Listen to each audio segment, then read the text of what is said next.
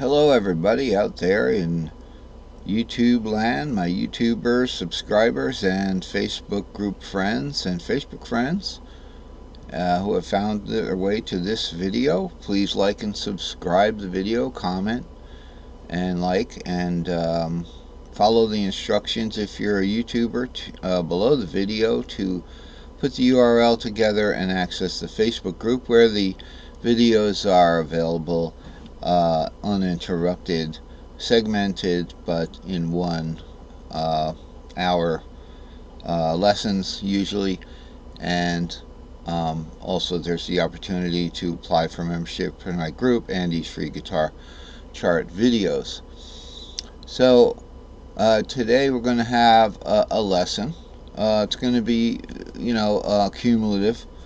So it's been a crazy week. I've done a little playing yesterday, which I often don't have even time to play, just play. And my father died on Sunday, so it's been a sad week. And he was 96 and a half. So we're just celebrating the memories of his life. And so I decided to go through with the video today. Keep in mind I still have my toothache, which we're going to get around to. I think this tooth is on its last year too. So I'm going to take it a little slow as far as the words coming through. And,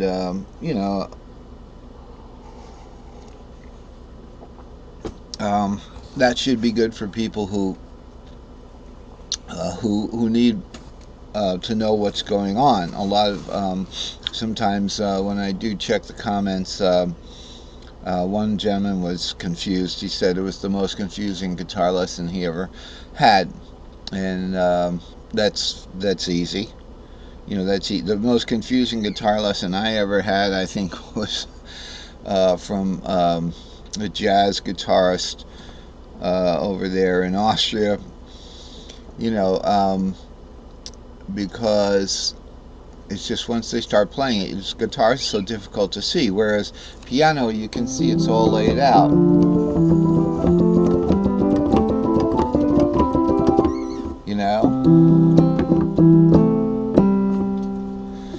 It's just all there, whereas guitar it's just harder to see, and there's convention problems.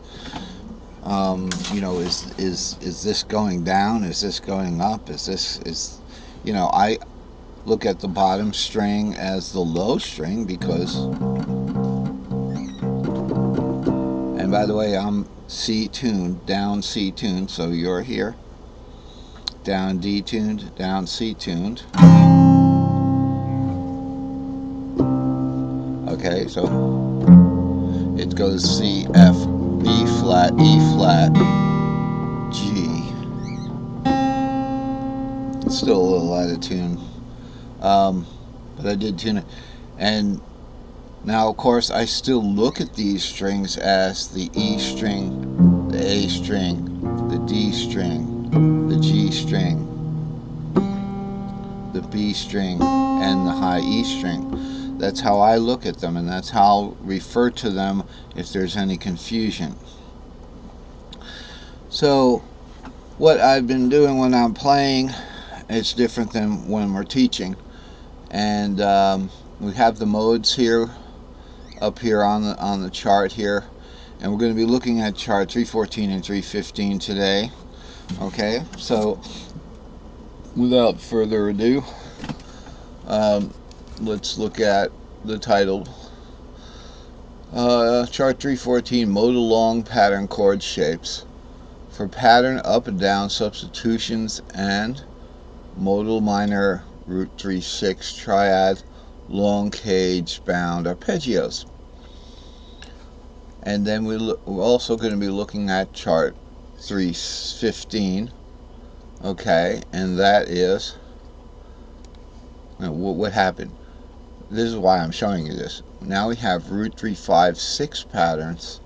It's just a novel idea I had for root, major, or minor. long and short cage bound arpeggios. And the reason is, and the reason why I didn't want to get involved with 314, is because I redid 315 and thought this would be more fun. Root 356 patterns. We still have the modals here. These are the little modal circles that tell you which chords go along in a modal scale. All right, so let's look at C. Let's look at our classic C345 box. But this is the long C box, C345 banner, the bright, the bright high vis, and then this is the much used C345. Excuse me, not C345. It's the CEG banner, box banner. So that goes along with up here. Hopefully we got a good color here. Yellow's not too bad as long as we can see it. So this right there that's the C 3 4 5 6 7 root 2 3 4 5 6 7 root 2 3 4 5 box, and then extending that to the long C box. This is what I'm talking about when I say long. Then we can do the long pattern there. So the difference between the two, remember this is your fret nut here, and with the key of C we can go ahead and put the capo on even for the short patterns, but we can't do the short patterns for the other short caged position boxes. Call it a box. The box is just, say, from here to here. This would be a box. That's a long box. Here's a short box kind of thing. It's just all 4 strings, but in a little sectioned part of the fretboard. Okay, and then once you can play those strings, you can just move that box anywhere to get the other keys. Okay, so this is the C box here. This is the short C from the capo, which is your fret nut, to the G, and then the long C box extends to the A. Okay, so the 6th of C is the A, and that's the long C box. So let's play the short C first. Diatonic would be 3 4 5 6 7 root 2 3 4 5 6 7 root 2 3 4 5.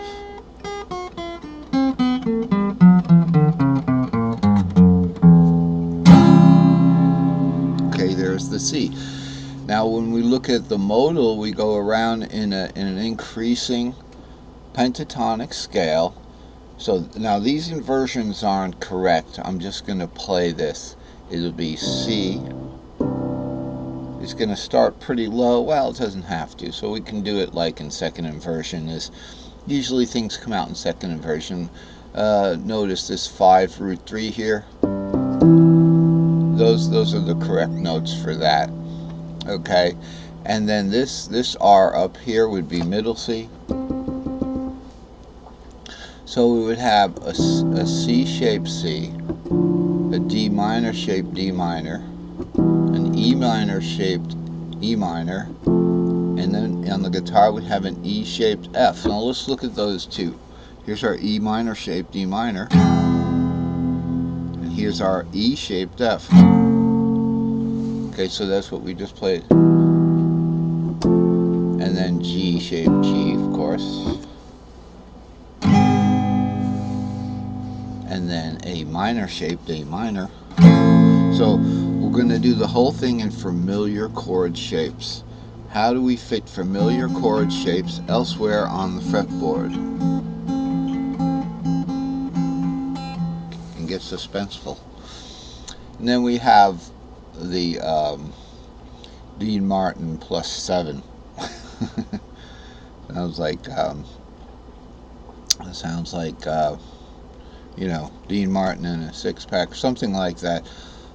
A little humor there. So this would be the half diminished, and you can fake it with the with the minor. So if I'm looking at a half diminished triad here with the root doubled, okay, okay, if we drop that top root